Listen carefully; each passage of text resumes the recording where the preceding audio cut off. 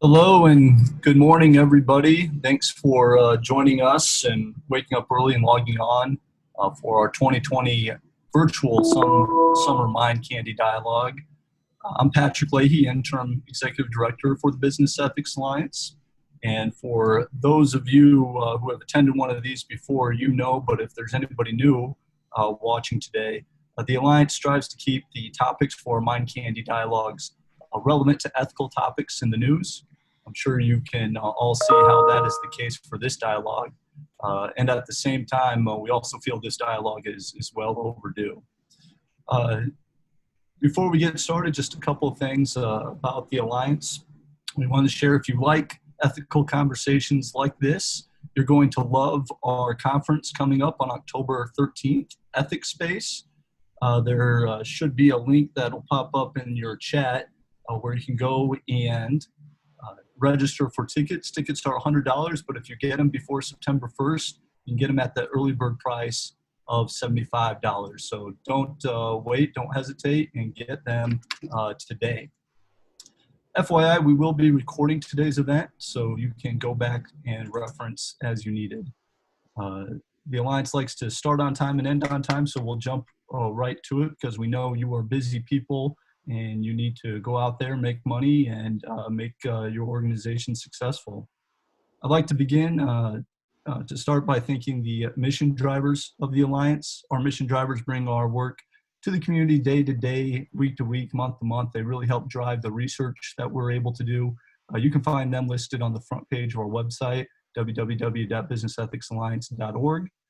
Additionally, this specific program would not be possible without the help of the following sponsors. So we really appreciate Woodman Life, Jetlinks, and Lamprey Nearson stepping up and standing with the Alliance to make sure that this conversation could be brought to the community today. Lamprey Nearson has been on the forefront of bringing these mind candy dialogues to the community for quite a while now. And today we've asked Nancy Priedel from Lamp Nearson to say a few words, and I'll just kick it over to Nancy right now. Nancy? Thank you, Patrick, and thank you to the Business Ethics Alliance, today's panelists and moderator, and everyone attending this vital dialogue this morning. I can't see everyone in attendance today, but I've been to enough Alliance events to know that the audience that come are full of bright, well-meaning, and respectful people. Lamprey Nearson is proud to be a partner with the Alliance in presenting this dialogue, because if we don't take on tough topics, who will? And how can we expect society and government to discuss these important issues if the business community, which is made up of great leaders and has a pulse on what is happening with their employees and the community better than most, shies away from these topics and conversations? Looking forward to a great conversation today. Thank you, Nancy. We appreciate it, and we're proud to partner with you. And like I said, Jetlinks and Woodman Life. So thank you to you and your team at Lamprey Nearson. Now, a couple of housekeeping items for those who have not joined us on a virtual event. These Mind Candy Dialogues are meant to be just that, dialogues, interactions between our great panelists and moderator and the attendees, all about 250 of you.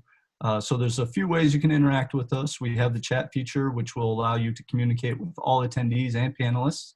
Feel free to introduce yourself and your organization on there as a way to network with others. You can raise your hand, which lets us know that you have a question or comment.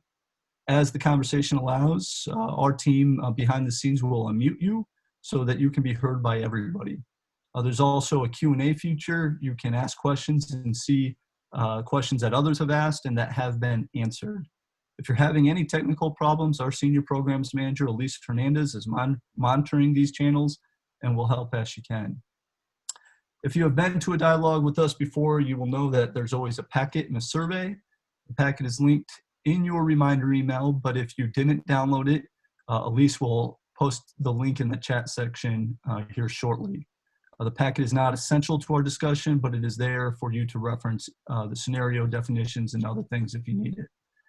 In the packet, there is a link to the online survey. We will also post that at the end of the program in the chat section, and we'll email out a link afterward. I cannot stress this enough. We value your feedback and we take it into account when planning future programs. So please do take the time to fill out your survey.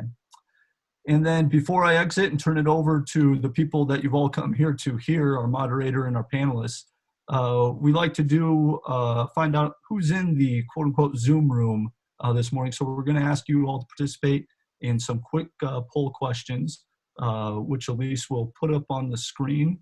And this helps us know and our panelists know who's in the room, who they're talking to, so they can help better answer your questions or tailor what they're speaking about to you. So I see the first poll question is already up. What size of organization do you work in? And people are already responding, so we'll give you a moment. We appreciate that. Micro, small, medium, large, mega. And it looks like things are slowing down. And so there you go. All right, mostly medium organizations represented today. We appreciate that. And now the second question will be up on your screen shortly. What is your position in your organization? Your owner, executive, VP, director, manager, employee. And what I will share is these poll questions are anonymous. We don't know who's responding to what. We just see it as you see it. All right. Pretty good mix there, up and down the organization. That's excellent to have that kind of representation for Mind Candy Dialogue. Now, third poll question. What kind of organization do you work in? There's a handful of options there. Then the all-encompassing other.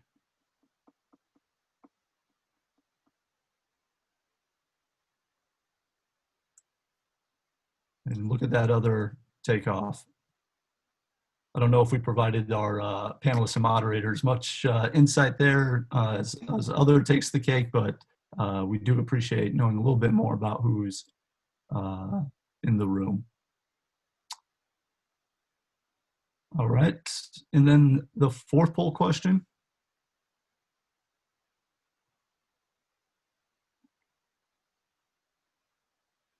Do you feel your organization is doing enough to confront systemic racism internally within your company?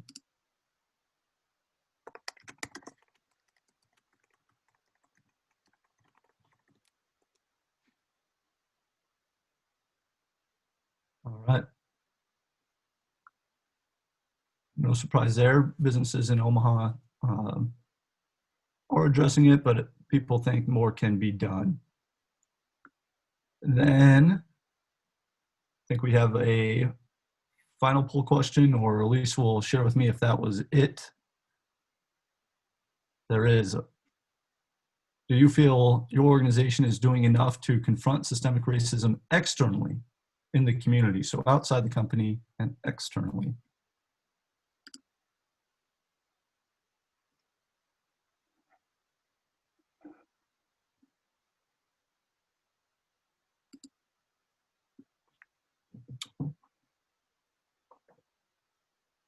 Excellent. Sort of a split in responses there. We appreciate that. And then we do have a bonus question today for you. Do you believe businesses have a role in confronting systemic racism?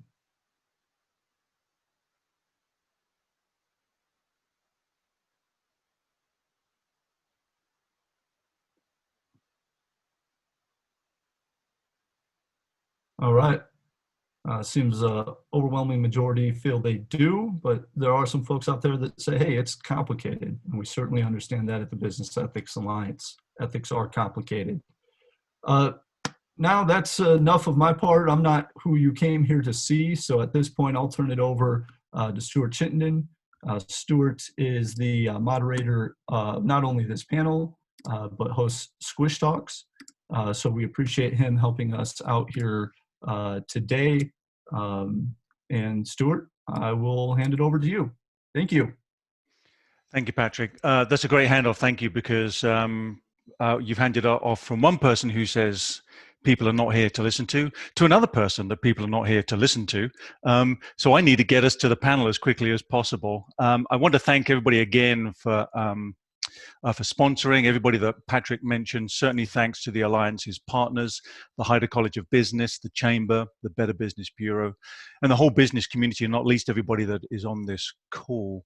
So the topic today is confronting systemic racism, and what is your ethical duty to create equity within and through your company. I want to introduce you to the panelists that will be wrestling with that topic with you. Their full biographies are in the packets that were sent around if you'd like to read more, and I'd encourage that. Just a quick overview. So grateful to have these three leaders with us today. In alphabetical order, Angela Cooper, Vice President of Diversity and Inclusion at Mutual of Omaha. In this position, she collaborates with stakeholders and leaders to help the company leverage diversity and inclusion as strategic business drivers, elevating innovation, decision-making, engagement, productivity, and customer orientation. Angela, morning. I'll give you the morning wave there. Next up, Joyce Cooper is the Director of Diversity and Inclusion at Omaha Public Power District, OPPD, in Omaha, Nebraska, of course. Joyce's passions are being a change agent, creating solutions to community, organizational, and individual challenges. Joyce, good morning. Lovely to see you as well. Morning. And then Cami Watkins, who is the Deputy Director at Inclusive Communities. In this role, she utilizes her passions for promoting social justice, community building, and organizational development to facilitate dialogues within the business community around diversity and inclusion. Cami, lovely to see you this morning too. So we're going to get going with the scenario, but just before I do that, I will indulge myself in just one small comment here, which is that I can't really speak for all of you, but I feel right now, with everything that is going on in the world, a degree of discomfort and fragility, if I'm being honest. There is a lot happening out there. So I want to just I'm going to invite us to take 30 seconds. It won't be long, it'll feel long, won't be long, and we're going to have a purposeful pause. As many of us are digging deeper into our resiliency, I'd like us just to take this moment to pause and to write down. And I have a piece of pen and paper, many of you will too, but if you don't, just hold that thought. We're digging deeper into our resiliency. So why don't you write down your intentions for ourselves, for yourself, for others on this call during this next hour, while we're aiming for growth. So for me, for example, I'm looking at grace, compassion, and just a little bit of courage too. So if you wouldn't mind, I'm just going to count to 30. And I'd like you just to jot down what it is that you're going to permit or allow yourself and allow from others during this next hour that we're going to spend together. So I'll count to 30. Jot something down.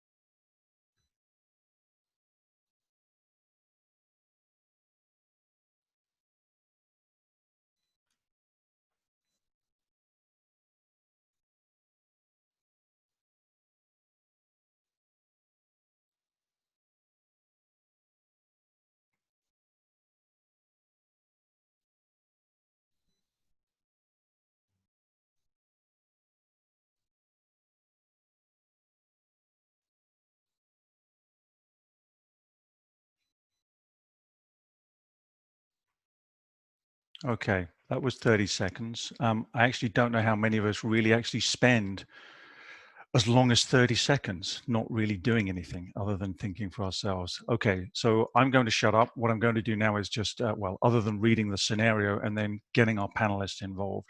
So the scenario that we're working with to get us going is as follows.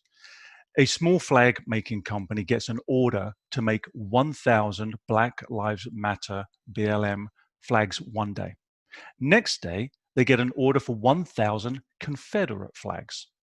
The owner can't tell from the order the purpose of these flags. What is the company's ethical obligation to discover the purpose of the orders? What is their ethical obligation to fulfill the orders? What obligation does the owner have to talk to their employees about how they feel about these orders? And what obligation does the company have to put a public message out to the community or to their shareholders about why they did or did not take the order? So we're going to wrestle with that a little bit. It was interesting from the poll that a pretty solid majority thought that our businesses and our organizations do have a role to play externally with this issue. But why don't we tackle that question first? Is systemic racism a business issue? And I don't know, Cami, Angela, Joyce, who'd like to go first. I'm happy for one of you just to jump in on that. Well, I can be brave and start like you challenged us all to do. Stuart, thank you. Good morning, everyone. Morning.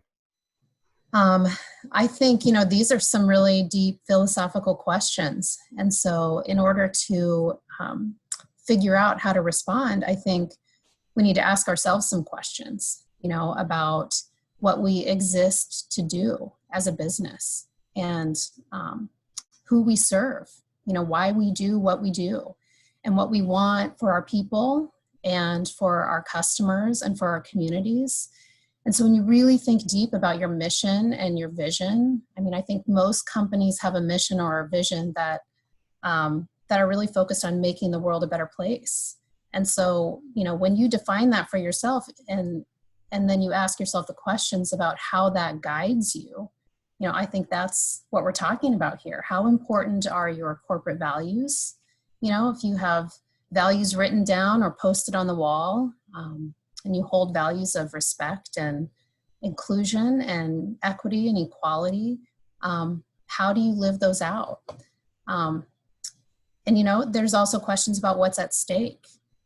What's at stake, either or any choice that you make, right? So what's at stake for someone in a large business like the one I work in is different too. And I want to acknowledge that, right? Because when you are in a position where you're at scale and you can make some of these decisions, and spread maybe the financial risk a little differently, that puts you in a different position to make the commitment to do business with people who share your values. So I just want to acknowledge that this is a really, really tough scenario. So I'll go next. I agree. When I think about what's a business's role, I think, at the core of a business is they believe they have a product or a service that meets the need of a population. And so that may be at its core, but then as businesses form, they think about, how are we going to do it? And, to Angela's point, what are our values? What is our mission? What is our vision? What is going to be our reputation as a business? And I think that's then where, a business says, wait a minute, if I see some systemic racism, does that align with, is that okay with our business as we're providing services and products? And I think they have people running their business or fulfilling, that main goal of providing a service or a product. And if the people who live in communities are affected by this systemic racism, it affects the business. So if a business kind of turns a blind eye to that, it affects the productivity of their employees and ultimately the business. Yes, I agree. And then to add on to the question of, is systemic racism a business issue? For me, from my perspective, the answer is yes. Systemic and institutional are kind of synonyms in this situation when we talk about race and racism. And all businesses are part of an institution. In many of our institutions and our systems of commerce, which really regulates kind of our businesses, it was based off of an idea of haves and have-nots. And in America, it was set up essentially by income and then by race. And like this question of, is it a business issue or is it something that we have to deal with? I think of that little cartoon where you see a fish in the bowl and the person asks the fish, hey, how's the water down there? And the fish says, what's water? And that's where I kind of see in terms of ethical of this is that the institutional racism, institutional classism is the water for us. So we're all always swimming in it and we aren't really aware that we are. And it's not until that we take that time to examine and recognize it that it is part of everything that we are involved in. It's part of where who was allowed to have property, which then allowed to gain wealth, which then allowed to gain status and power, and who was not. And that was based off of race in our country. So yes, it is a business issue because we are dealing with people every day and it's surrounding us. The messages, the stereotypes, the biases that are all surrounded by race and class, socioeconomic status are the water. And now it's just up to us to decide. Now, are we required to address it? I don't think so. But should you have an ethical obligation to? I do think so. So I love that. I love that I've heard from Joyce, Angela, and Cami issues around values, around the business case to do with productivity, and also this institutional weaving of all these complex parts together. And I think maybe a really neat way to tie this together is Tracy from Tracy Hightower, who has said that she's facing or has faced a similar issue. So Tracy, would you mind just sharing that with us, please? Certainly. Just briefly, we are a law firm in Omaha, and part of the work that we do is criminal defense work. We had literally had a discussion with our firm about our position on the Black Lives Matter movement. And then almost the next day, we got a phone call asking if we would represent a person who was facing a charge of defacing property with a swastika. And so we had a dialogue in our firm with everyone in our firm about the reasons why we weren't going to accept that consultation. And so I think that this scenario, when I saw this, I was really excited to hear this, because I think as a business, not only can we just talk about these things, but we can also really make decisions that go really far, I think, in the systemic racism discussion. So we had a really interesting discussion about, as criminal defense attorneys, part of our job is to provide a defense that is, constitutional in all of that sense, but also make decisions about what we want to do as a company surrounding our own mission. Tracy, how did you deal with what I would imagine might be a conflict between, in some ways, the purity of being defense lawyers, where everybody's entitled to a defense? We believe people are innocent until proven guilty. And also, on the other hand, though, this idea that we want to support racial equity. And to be blunt, swastikas don't really neatly fit that mold of racial equity, do they? So how did you balance those two conflicting values? I think the balance discussion was very easy for us. Literally just picturing the scales of justice in our office, and being a small firm, and the decisions that we get to make at the stage that we're in are pretty easy. So also, as being an owner of the firm, we get to make those decisions and make those choices. So it was an easy decision, but we did have those difficult discussions about exactly what you just described, that everyone is entitled to a fair defense. And the good thing is there's many other criminal defense lawyers in town that we were able to refer this person to. Yeah, and I think that's so important, the aspect and the piece of choice, that we have to have choice in this. And those choices are shaped by whatever processes or the decisions that, as Angela and Joyce both stated, where are the values of your company? Who do you want to be in your community? And I think we've kind of had this back and forth roller coaster, which is the nature of our world, the nature of business is part of community, or business is just in the community. And what does that mean for you? And I feel like with inclusive communities, we were started by business owners because business owners decided that they needed to stand up against the anti-Semitism that was happening in Omaha when folks were trying to secretly boycott a Jewish-owned business. So Otto Swanson, owner of Nebraska Clothing Company, was approached by individuals that were giving him a moral and ethical choice.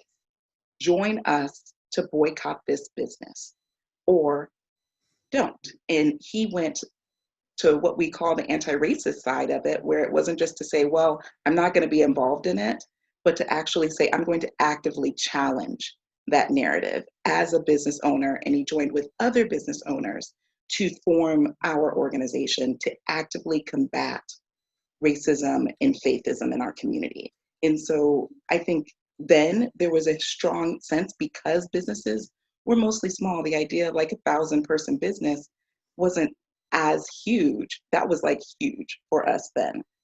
And so I think there's a time in which we've lost that sense of where businesses are the community. You're not a separate entity.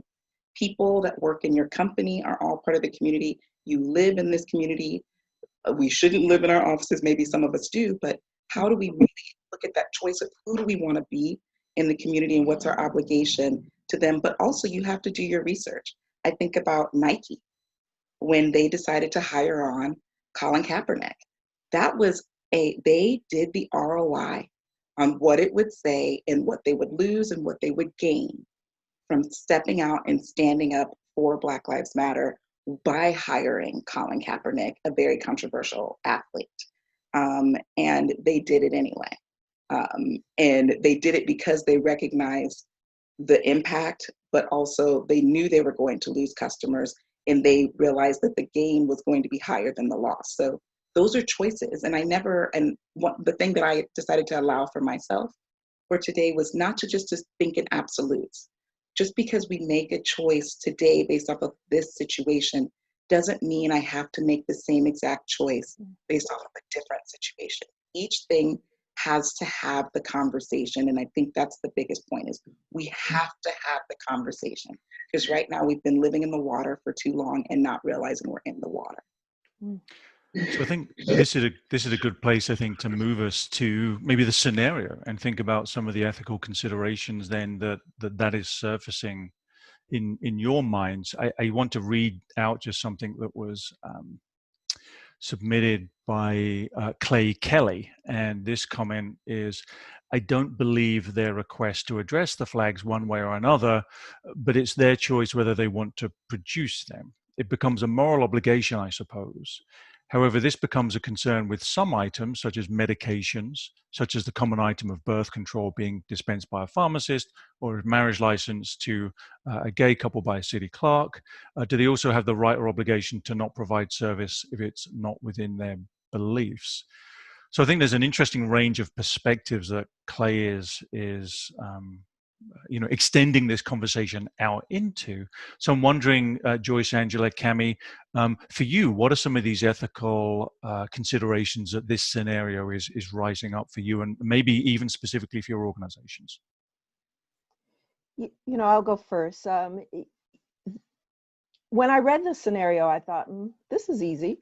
Yes, they have an ethical obligation. But then I read the scenario, because scenarios are supposed to be complicated and not just, yep, here's the answer, next. And so I began to kind of have a debate with myself. Well, do they really have an obligation? And that's where I think it's a choice to discover the purpose of the order and fulfilling the order. But then I think it goes back to the values of that company, right? I really think values can serve as an anchor so that you're not just swayed by every wind of doctrine or every opportunity. And again, this flag company is in the business of making money by selling flags. But how are they going to do it? And so I think, do they have to know they've been asked to make flags. Should they, ethically, should they know something isn't quite right? Is this what we should be doing? And I think that's a choice that the company can make. They don't have an ethical obligation to ask. But then if they go, okay, what is our reputation? What's our place in the community? What have we done in the past? You know, what stands did we make in the past, and what are we willing to make a stand today? I would hope that they would go beyond, let's just fill the order, and really look at how is this going to be used, and how does this represent who we are and how we want to show up in the community, and how will this impact our business moving forward if we choose to do it or not do it. And whatever risk they take, what's their plan to mitigate those risks?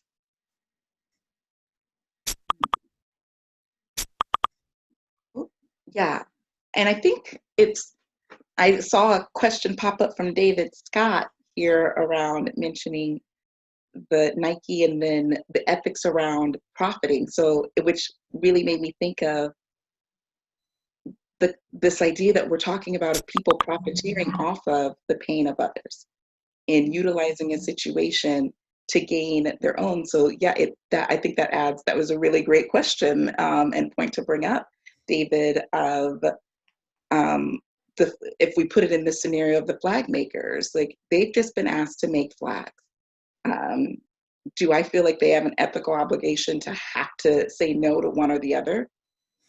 You know, it's changing, and like, it's right. It depends. Like, there's some part of me that's like, it's really, what are the values of the company? I have no idea where that company stands, what they're for. They could actually be more Confederate flag people than Black Lives Matter people. And that's a choice they get to make. And I can't remember, was the Supreme Court upheld the right for people to refuse to do. Is that correct, or am I wrong on that?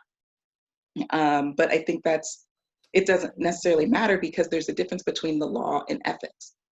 And that's where things get really squishy for us. But yeah, I think it's a really great thing for us to ponder on who should be profiting and who should be benefiting from these dollars. Is it the people who the struggle is meant for or that are impacted for it? And then therefore, maybe they should, if they're not a company that's led by people of color that are directly impacted or have been impacted through police brutality, should they say, hey, you know what, we'd rather this money go back into the Black and brown communities, so we're going to pass this order over to a flag maker that is Black or brown, so that they are actually benefiting from the activism of the community to support this movement. Don't you think we need to know, well, how are those flags going to be used? You know, I think that can actually be a really important factor. You know, what if the flags are going to be used for a museum that talks about historically what the United States has done and where we are?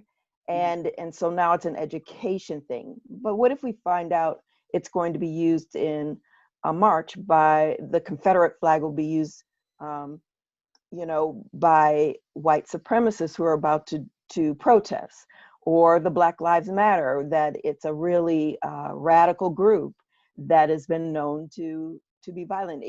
I think a company may want to know how it's going to be used. Joyce, I'm going to interrupt you there, and you'll kick me afterwards, but you can't kick me now because we're physically distanced. But what if OPPD found out it's providing power to like a little enclave of houses where we know white supremacists live? So I wish you were here. No. But kind of rubber hits the road with this, doesn't it? This is because people listening in, I mean, they probably have a business like Tracy having to actually make that choice for their law firm about, do we do this or do we not do this? And yeah, I'm just curious. So I think it's a little different for an energy company, right? Because it's our obligation to provide power to people within our service territory. And that's businesses, that's schools, that's housing, it's wherever our customers, if our customers reside in our service territory, our electric lines go to those structures to provide electricity. And I don't even know if we have the capability of, whoops, we're gonna, these 6 houses, we're good with them. But these 6 houses, we know who lives there, and we know there's a group there, we're somehow gonna cut their power. So I think it's, one, it would be really difficult to manage that. And I just think, that's something that it would be hard to manage and we wouldn't do. But let's say if OPPD has an opportunity to sponsor something, and we know there are organizations that really promote systemic racism or injustice, or those are things, now we can make a choice. Are we going to support that? No, that doesn't align with our values. But will we cut power to a group that we don't agree with? I really don't believe we do that. And I think that's fair, Joyce, because I've seen some comments sort of pushing back on this idea that, one, who are you to police other people's beliefs, and secondly, how do you start differentiating from basic needs like power? And I don't know that I want to, I threw that question in. I don't necessarily want to take us over there. Maybe I should come back and allow Angela a chance just to, comment on what you see as some of the ethical considerations in this scenario. I think there have been a lot of good points raised around the risk associated and what's at stake. And the thing that's resonating for me is, what's at stake if we don't make this commitment, and we don't all share this commitment to social justice and equity. If we don't change anything, we'll remain where we are today. And where we are today is not okay. We have work to do. I'm glad you said that, Angela, because again, I didn't capture all of the poll results, but I tried to scribble them down as they came up. And it seemed that certainly internally, it felt as if many of the attendees on the call felt as if there was a lot of effort, more could be done, but there was more happening towards issues around racial equity. But there seemed to be a pretty clear statement that there was a lot more to be done externally. And I'm wondering if you wouldn't mind perhaps speaking, maybe even providing some examples from your own organizational work about what you're doing internally and what you're doing externally. And maybe even, but sorry to load on the questions, but maybe even before we get there, how did you go about acknowledging the simple fact that there was systemic racism? There were opportunities perhaps to grow from that, and how you identified that? Right. I think, there's multiple sides of this. And when we talk about the internal systemic racism that we have in our organizations, I think we need to face some uncomfortable truths, right? Because there are a lot of systems in an organization. And when I say systems, I'm talking about how decisions get made, how we hold meetings, how we find our talent, how we hire, how we onboard them, how we judge people's performance and promote them. Everything that has to do with talent is a system. We've got systems around our product development processes and our marketing and our sales. And so when you look at those systems, we're talking about with systemic racism, the fact that those systems serve to create and maintain advantages for people who look like me. And so we have to look at all of those and assume that inherently, they are biased, they are exclusionary. And so use that lens to look at everything. And one by one, we have to tear those apart and say, how can we create equity in our organizations? And, you can look at any organization and judge what's the representation, and then you can see, do we have equity today? If we don't, that's a pretty good indicator that some of our systems, are inherently racist or sexist or any of the ists. We need to really look at them closely and say, what are we going to do to innovate and to create some institutional process changes that are going to lead us to that equity? Well, and I think this chat is amazing, and I love that there's a point brought up here is that we have to really look at the difference between basic needs, a service, and a product in some of this. But then I think we often confuse systemic and institutional with interpersonal, and really defining that has to be key when we talk about race institutionally and race and racism interpersonally. In some of these situations that we get into are interpersonal situations of race and racism, and that's not necessarily going to impact the full world of your business. So there are some of those individual conversations about, if I don't allow this one person or this one situation, what's that impact institutionally? Is it part of that institution? Or is this more of like that interpersonal conversation of, well, I have this belief, but I don't act upon it. And I think that's another key thing, is since these biases circulate us at all times, there are levels of discrimination, and it can escalate. And it generally will start with that interpersonal, which not every person that says a racial slur is going to murder someone or create an entire process in which people of color can't gain opportunity. But most people who get down to that murder level started with a verbal slur. And so it's watching that escalation and how that impacts in our business, but really differentiating between that interpersonal and institutional. Are they connected? Yes, but do they necessarily both cause the same impact? No. And I think that's where we're kind of getting lost in some of this conversation, is we're addressing some interpersonal pieces of racism and not looking at what we're talking about today, which is that systemic.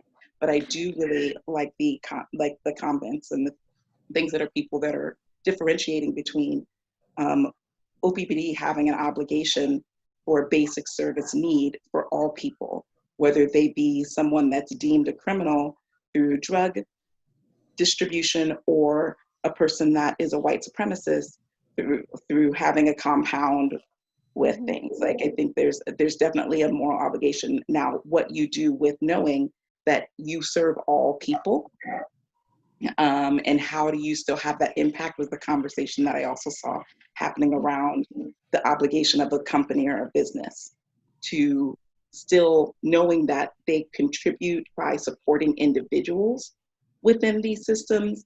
They're taking their business obligation to point it out, to pull up, and try to work as hard as we can to start to change the system. Okay. To build on that, Cami, and to just throw it back quickly, come back to you in a second, Joyce, but to throw it back to Angela, people are resonating with some of the systemic components you identified, but also looking for some examples, maybe some specific comment about what do those systems actually look like. So, for example, you mentioned hiring and elements. So what does that look like for you? And if you're able to give sort of, obviously, I'm not talking about names, but some kind of specific, texture to what that is. Sure.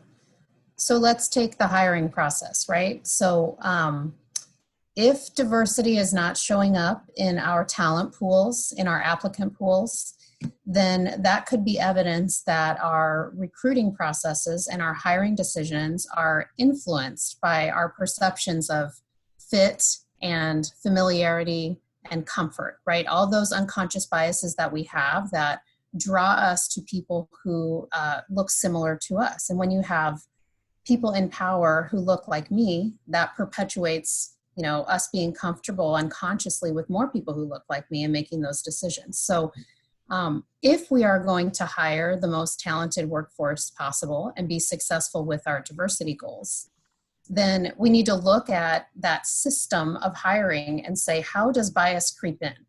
You know, are we moving forward when we have applicant pools that don't have any diversity in them?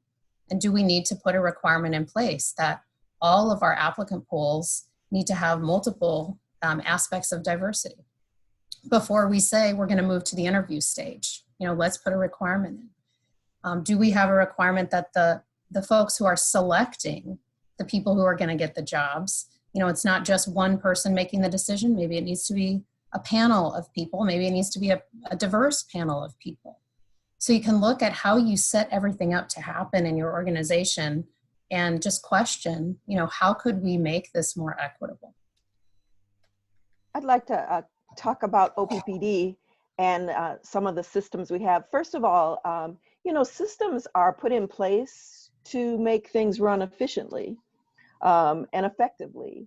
And it kind of goes back, I think of the energy industry, which is predominantly white males. And so when electricity became needed and companies were formed, OPPD included, it was the talent that was hired were white males.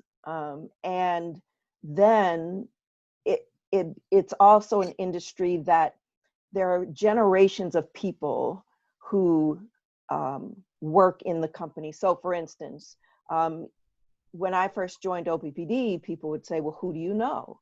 Who are you related to within the company? And so you could look at the roster of the employees and same last name. Oh, that's my grandfather. Oh, that's my uncle. That's my aunt. And so I think OPPD and the energy industry as a whole had a really promoted nepotism. They said, hey, you're a good employee. You probably are surrounded by family members who will also be good employees. And so that was okay for generations or for decades. That was the way our business, we were still able to provide power, make it affordable, reliable, and we didn't really look at, does our workforce reflect our customers? And when that started, then you had to go, okay, do people who are not white males or people of color and women, do they even know that there are careers in our industry? So there's this whole systemic thing. You go, okay, the system works. You all still are able to turn your lights on and power your electronic, equipment. But is it important to our customers that we reflect our customers? And we know that answer is yes. And so that meant, how do we get out there and make people aware? How do we create the culture within the company? So when people who are people of color or females come to OPPD, they feel welcomed. So I think there are lots of systems, again, that was set up to be efficient, not to purposefully, I think, be exclusive. But once you know better, you do better, right? And so it's about, all right, how do we make people aware? How do we prepare our culture so that it's welcoming to all? How do we help hiring managers, employees know how to work across differences? And all of those cultures are systems that you have to kind of rework so that it works for all. And so I'll stop there.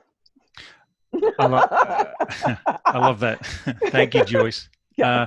I think we're just going to ask Shay just in a second just to join us and ask a couple of questions.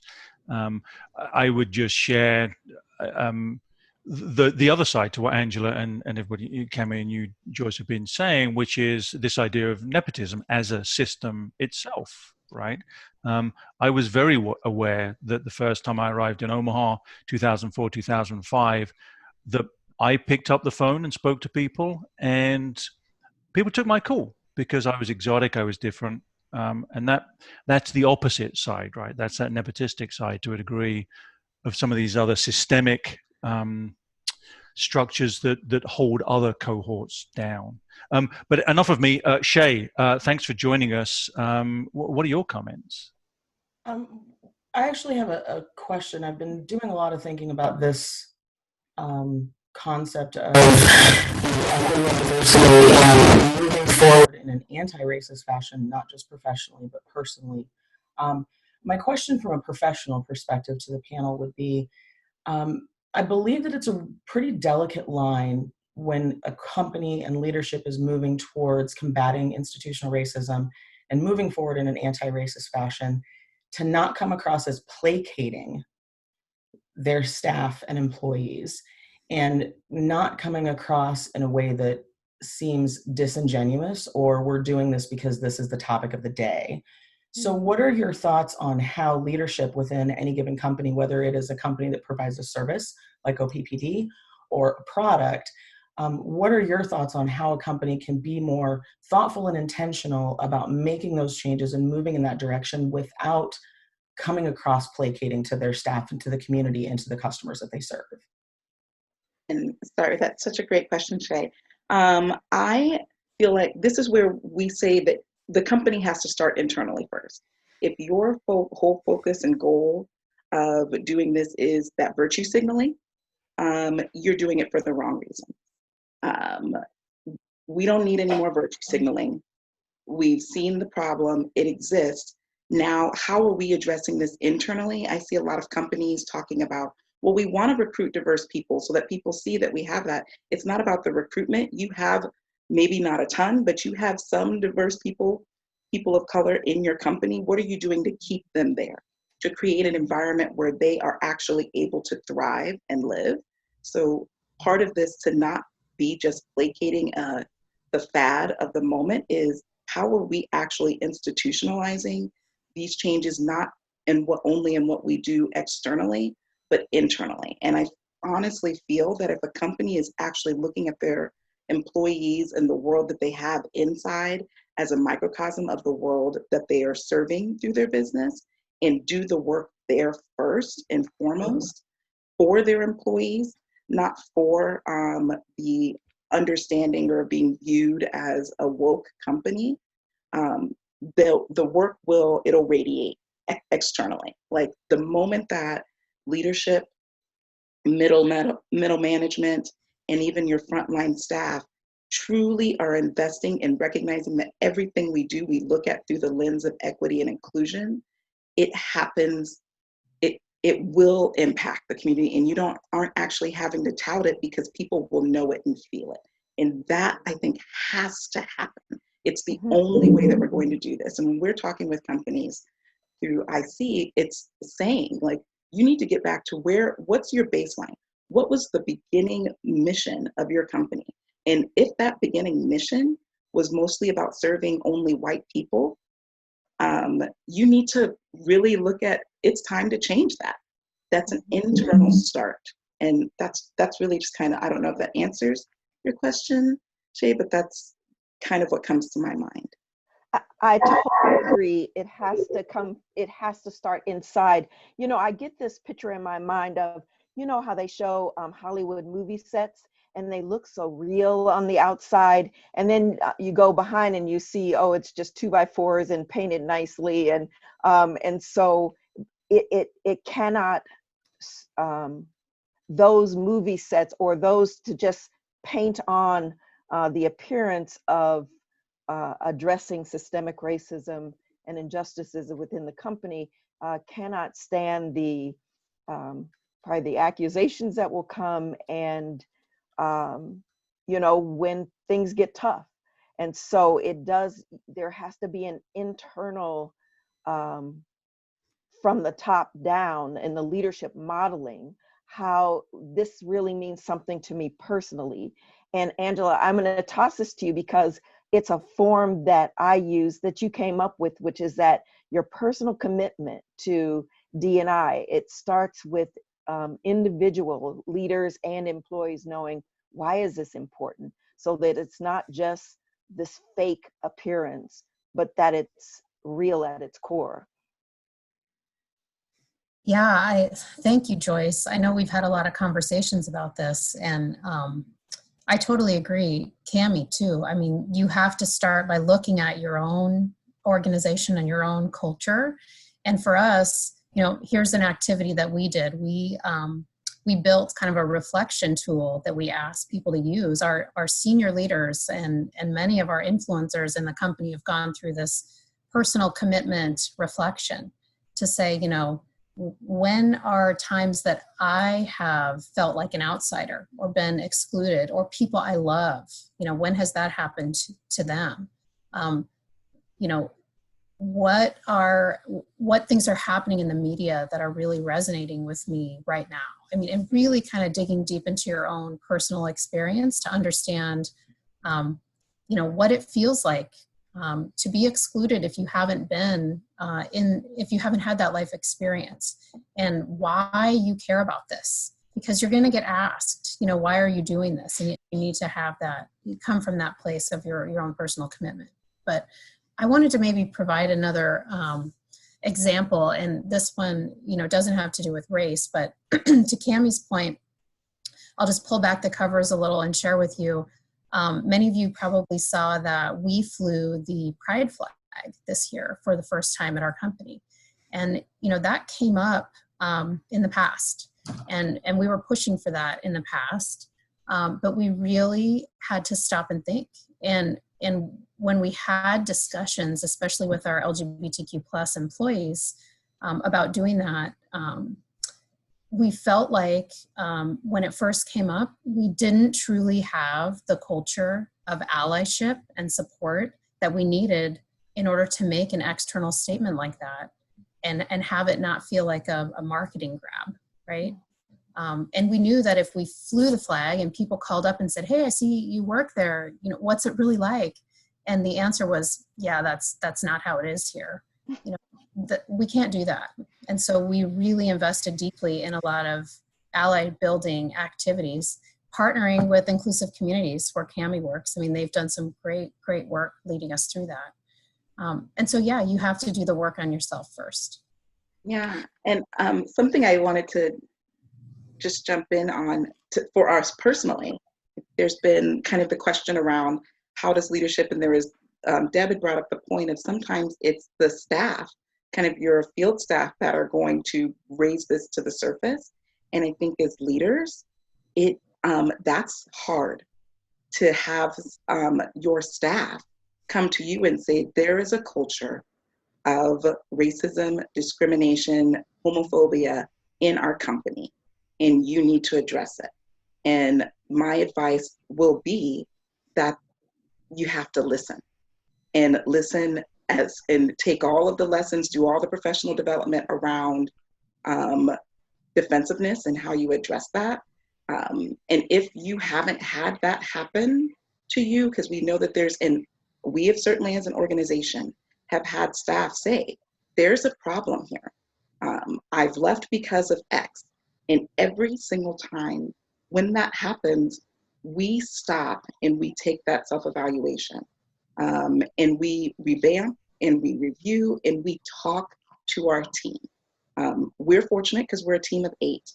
And so we're smaller. And so when you're wondering, when you're sitting in your boardroom and you're having all these conversations about how are we going to change the culture, the first thing is, have you asked your staff? Talk to them. That's that assessment that Angela was just talking about when you have a larger company. But if you have a small to micro-sized company, talk to your team. It's just that simple. Ask them. If you're wondering how you can better serve the individuals that you serve, ask them. It's so often we sit in these rooms and we think, oh, let us come up with the question. But if we're not asking them, if we're not taking the time to really investigate where we have gaps, that's where we're losing folks. And that's where you're going to start to see uprisings. But when the uprising happens, you cannot greet it with defensiveness. You have to actually listen and then take the steps to change. Cami, it sounds so easy. Listen and have the conversation. And I think back to something OPPD has been doing for the last couple of years. We have a program called The Gathering that it's specifically just for small groups of people of color. And they spend 4 days together talking about their own life experiences, but also, what kinds of systemic things are at OPPD that should be addressed to make a more inclusive environment. And after they go through the gathering, not only are they a support to one another, but then Tim Burke, our president, meets with each employee one-on-one to learn their story and to hear their concerns. And he listens and writes them down. And then our vice president of human capital meets with each cohort that went through a gathering and says, all right, tell us what are some things OPPD needs to do, and which of these are you willing to help us change? And so that whole thing of listening and then having an action plan and making everyone part of the solution, I think those things are key. There was a question earlier from Brian, and it was really addressed to Joyce and Angela, but I think it applies to all of you. And it was around what do you struggle with the most as directors of diversity and inclusion in engaging top leadership in your organization to make these views a part of how they go about their jobs and working with their teams. And I maybe want to spin that a little bit wider, because it seems that to one degree, it's assuming that leadership is where we need to go if we're going to effect the kinds of changes we're talking about. And I wonder how true that is, or what your views on that are. But also, I want to be cautious, and I'd like you to think about and talk about what is the role of DEI when the system itself, of course, that we're trying to tackle is so much bigger than that. And if DEI gets squashed down to numbers and proportions. So I wonder if you have thoughts about that question.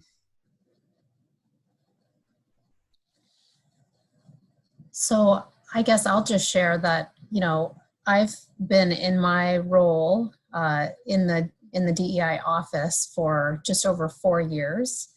And when I first took this job, I had some preconceived notions about probably what it was. And I knew that we had a long history of, a compliance-based approach, I guess I'll say, right? So as a federal contractor, we have affirmative action programming. We report the numbers, and it's about the numbers. And then as we came into it, really strategically, we recognize that this is really about people performing at their best, people living up to their full potential. And this work is helping, all humans to thrive inside and outside of our companies. And so that's really the lens now that we approach it from, right? How can we help each person be at their absolute best? And so I think that's what you're asking is kind of that's a mindset shift that changes your programming, right? It's not just about numbers of people and counting who's there. It's really deep transformational culture shaping work. So I would say, when you say challenges, I'm like, okay, I have challenges. I can I can share those. And we've only got 5 minutes left for this part of the discussion. Okay. I've got too many. So I've been at OPPD for 14 years, and 12 of those years I've been working on the diversity, equity, and inclusion work. And I have approached that work initially from the grassroots, is really knowing that the senior management team agrees, but really getting buy-in from the people on the ground doing the work. And that was a challenge, not having leadership modeling and leading the way. And 5 years ago, when Tim Burke became the president and CEO, and he said, this is an important issue for me.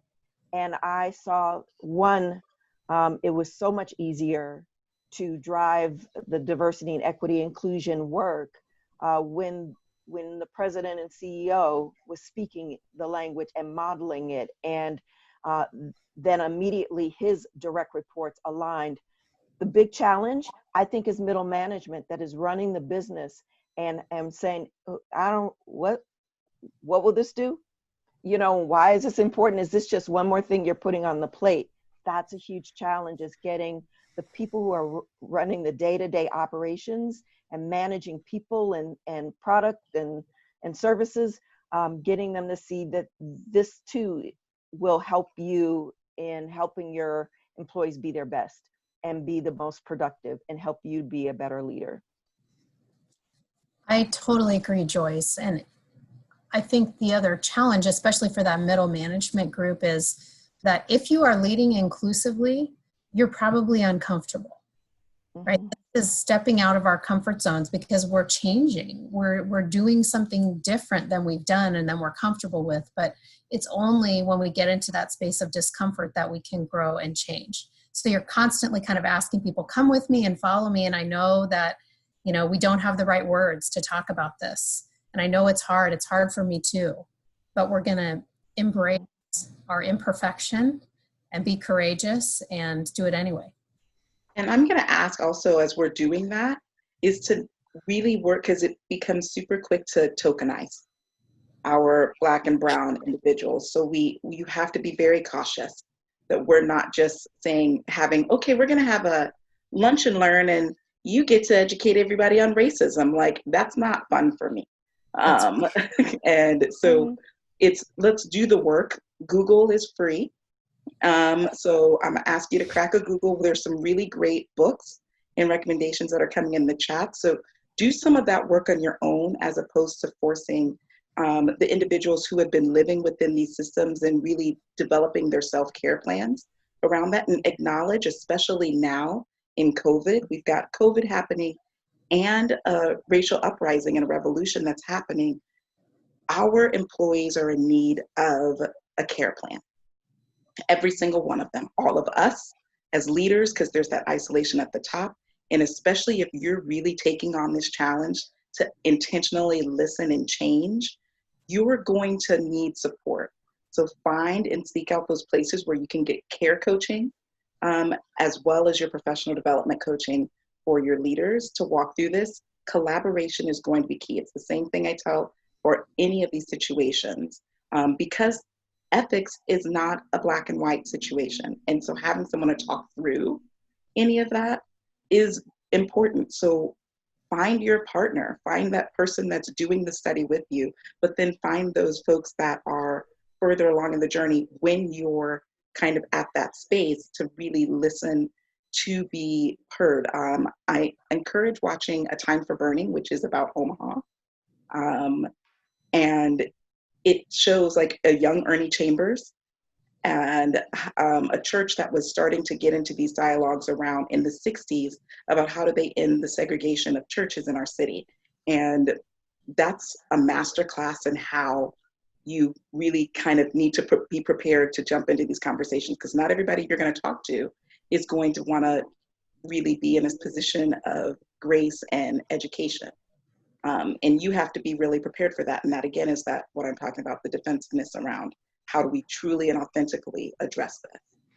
You know, we have maybe two minutes left just for this part, and so I just want to invite each of you, and with apologies to the audience that we simply can't get to everything.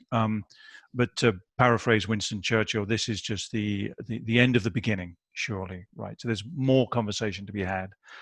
But let me give each of you just a quick last word. What's on your mind? What would you like to leave us with? Should we start with you, Joyce? No. Okay. Okay, should we start with Angela? Yes, let's start with Angela. Should we start with Cammie? Sure. So, you know, when thinking about what our kind of final thoughts to everyone would be, this is full confession, I am a fan of Big Brother And right now they're in their all-star season. And while it seems super cheeky and weird, several of the contestants always say, this is all stars, not all scared. And I think too often in our culture, in Omaha in particular, we're really risk adverse. And that can be to the detriment of movement. And we get too caught up in, well, we can do this right now, as opposed to what we should do. So I really want to challenge all of us to recognize that this is your all-star moment, that we should not sit in complacency, because we're often happy with good. Feel like we're doing good, but great is kind of that exceptional. Groundbreaking might be scary. Step out of that. Be an all-star. Take this challenge and see what you can do, and don't be like held back by where you're at in your place. Like, your journey is your journey. This will always be a journey. All of us will be evolving and growing throughout this. This is not a checkbox all-star moment. This is truly a evolution. Cool. Thank you, Cami. Okay, I'll go now. So my words would be, use your voice and be willing to look at both sides of issues as you see what you think are systems that need to change, and find ways, be brave and use your voice, but also find others that you can collaborate with and draw support and energy from, because it is not, it's a marathon, and you want to celebrate incremental wins and keep moving forward. Thank you, Joyce. Yeah, so maybe I'll just, echo a few of those things. I guess I would start by saying our good intentions are not enough. We need to actually step up and do something, and recognize that, if we're not part of the solution, then we're part of the problem. And, silence speaks loudly. And so we can't be silent. And even though we don't always have the perfect words, or we don't know what to say, or we don't know what to do, we need to start now and take it upon ourselves to do something. And we can't wait and hope someone else will solve the problem. So I guess the other thing I would say, echoing what Joyce just said, is this is not a once and done conversation. It's something that we need to continue, and it's going to be hard, and we can't give up. We have to lean on one another for support, and keep going. And the more that we do, and the more we talk about it, the more comfortable we get, the more things like this that we have, the better we'll all be. So we can do it together. Hey, Stuart, may Angela. I just say one other thing? And that I want to go back to that kind of picture that Cami laid out for us about the fish in the water. Is really be intentional about figuring out what that water is, and what in that water needs to change. Thank you. You're such amazing people. And I also know that we also have amazing people on this call too. So just thank you so much for sharing your thoughts and being here with us today. Thank you.